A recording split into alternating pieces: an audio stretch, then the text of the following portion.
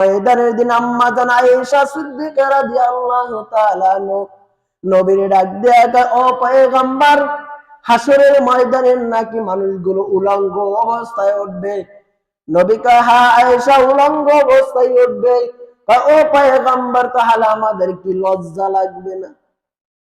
এবার নবী ডাক দেয়া কয়, ও আয়েশা রে, হাসরের ময়দানের দিন কার দিকে কে তাকাইবে তা তো তাকানোর সুযোগ হবে না। পায়ের নিচে যতটুকু জায়গা থাকবে অতটুকু ব্যতীত আর কোন জায়গা দিবে না। ওই জায়গার ভিতরে 50,000 বছর দাঁড়ায় থাকুন লাগবে। 50,000 বছর দাঁড়ায় থাকা লাগবে রে আয়েশা।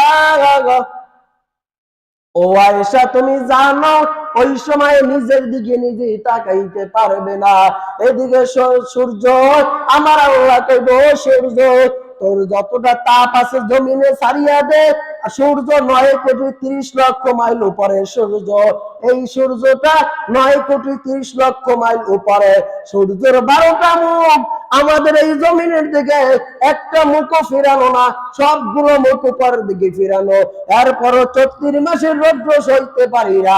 আল্লাহ কইবে, ও সূর্য রে, তোর 12টা মুখ জমিনের দিকে ফিরাইয়া দে, আর তোর 12টা মুখে যত তাপ আছে সব তাপ ছাড়িয়া দে। এই জন্য মুফাসসিরে কেরাম বলেন, জমিনটা ওই সময় তামার মতো হয়ে যাবে। স্বর্ণের মতো হবে না কেন? লোহার মতো হবে না কেন? তামার মতো হবে কেন? তামার একটা গুণ আছে, এক পাশ দিয়ে গরম হয়ে গেলে পুরা তামাটা গরম হয়ে যায়। আল্লাহ তাআলা কয়, ও বান্দা,